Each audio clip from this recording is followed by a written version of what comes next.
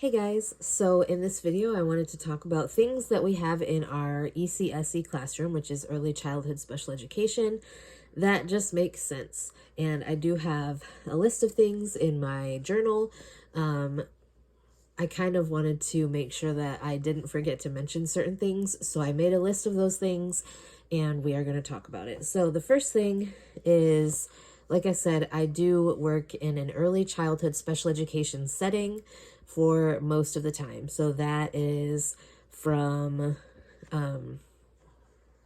age 3 through kindergarten age is our ECSE. And then, as you guys know, we do have older students. I am technically supposed to be moving into working with high school students starting today, but obviously since I have COVID, I am not there. So, excuse the way that I sound. Like I said, I do have COVID, so I'm just going to start getting into this. These are in our ECSE classroom, but sometimes we do use these items with our older students. We have, I say older students, but they're not really that much older. Even our resource students, the oldest student that we have on our resource caseload is in 5th grade, to give you guys an idea. So the first item is a walking rope with rings. For our 5-year-olds, for our 3-year-olds, we do get all of them off of the bus in the morning, except for, well, no, those aren't our 3-year-olds. All of our 3-year-olds do ride the bus every morning. And so getting them from the bus to the classroom can be a little bit difficult, especially if all of them are there. Now, there are quite a few days where at least 1 or 2 of them are not present, but we do use the walking rope with rings. And what we make them do is we make each of them hold on to one of the rings, and like we will stretch the rope out and we will say, okay, everybody, time to grab a ring. And then they know that they are not supposed to be walking in the hallway unless they are holding on to a ring. So like if someone lets go of a ring, we will literally stop all of them from walking until that person grabs a ring. So they know it just kind of keeps things in order and helps keep things from going crazy, if that makes sense. Another thing is a weighted vest. We have a couple different sizes. We do have one that is for like adults that we don't use because obviously none of our kids are even close to being as big as an adult.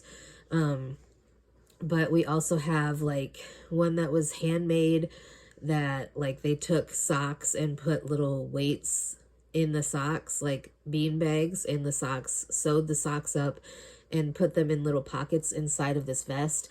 And a lot of times, like, our kids are looking for sensory input and they have a lot of different sensory needs. And so the weighted vest, especially when they are exhibiting signs of distress, can actually help them to calm down. Some people liken it to like having a hug or getting a hug. And we also have another type of vest that's not weighted, but it is compression, so it does feel tighter on them.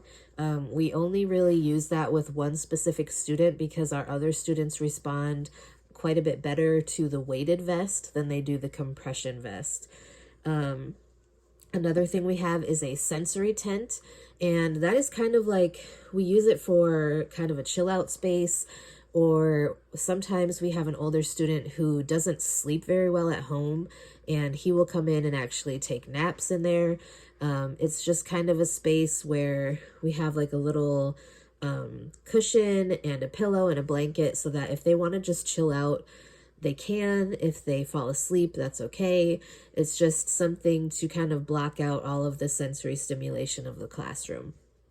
The next item on the list is fidget toys. We have a bunch, like a whole random assortment of fidget toys, everything from poppets to fidget spinners to just little toys that they can hold, squishies, a whole bunch of different things.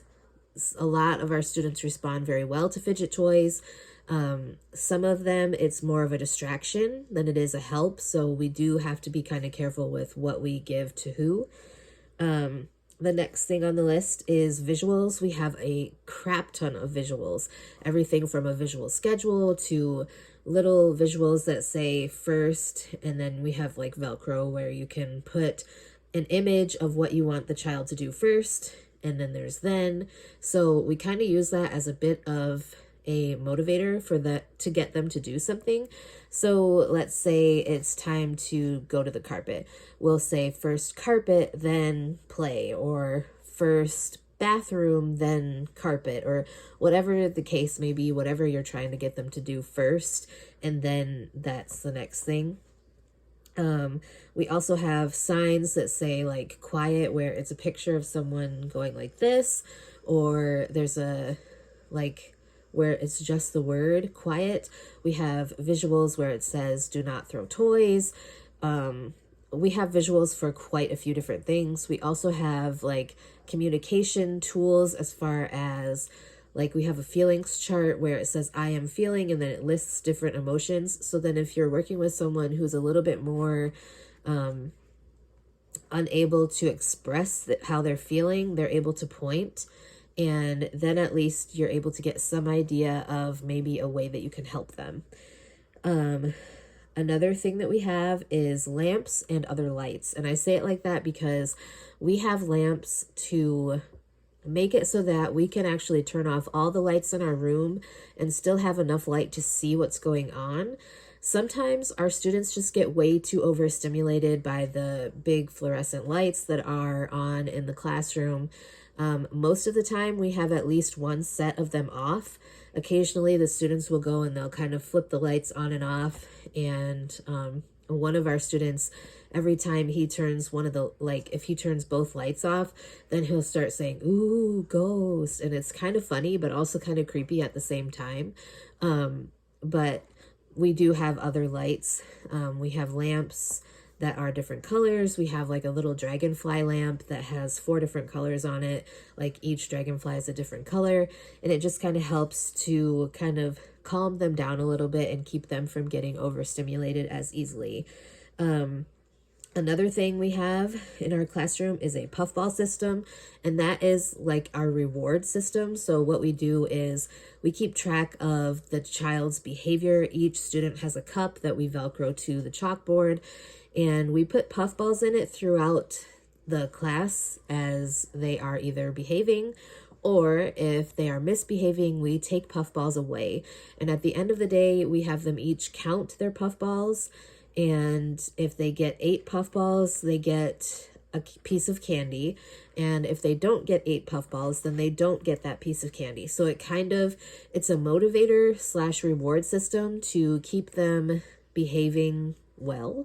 It does not always work. We have multiple students who hardly ever get a candy, but it's very rewarding to see them on the days that they actually do achieve enough puffballs to get that reward, because it's definitely rewarding to see them get rewarded. Another thing that we have is a timeout corner. We do have our older students. This is mostly used for like 2 of our ECSE students, but our older student gets put in there quite often as well. One of our older resource students who's in 1st grade.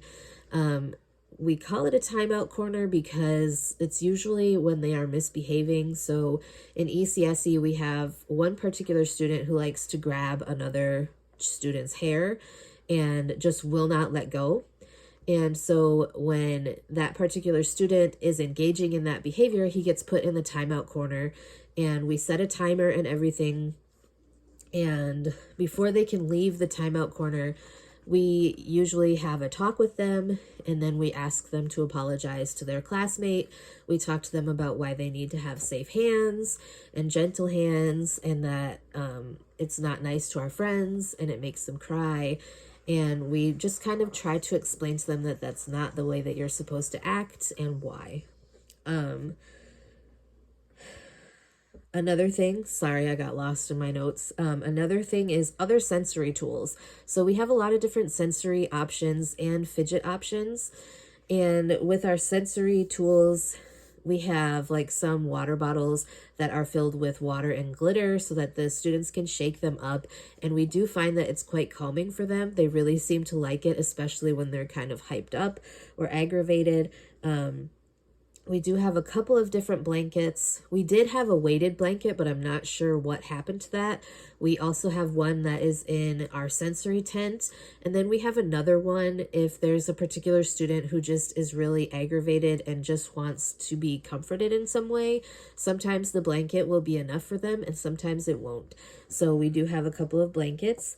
We have bubbles that a lot of students love to play with the bubbles. It's just kind of an activity to divert them from one behavior. Like, for example, if a student is really getting aggravated or acting out or like being aggressive in some way, sometimes we can pull them to the side with the bubbles and get them to calm down that way. It's just different tools to help us. We also have like Play-Doh, kinetic sand, things like that. It just kind of depends on the student what is going to help them. And then last but not least, but I also feel like it's one of the most important things, is timers. We have multiple different timers. Some of us use the timers on our phones if we can't get to one of the timers. And when I say we can't get to, we usually have to put the timers up away from like the reach of the students because they like to play with them. They like to hear them go off. As far as like our ECSE, we use timers to help them transition from one activity to the next. Sometimes it helps, sometimes it doesn't. I do plan on making another video talking about like ways to help students or kids in general transition from one activity to the next. And I feel like I have some tips to share that could be very helpful. So that is it for today's video. I hope you guys enjoyed. I hope you found this helpful. If there are any other topics you'd like me to discuss in the future on my channel, please be sure to let me know. I'd be glad to get something filmed for you. And yeah, with that being said, I will talk to you guys next time.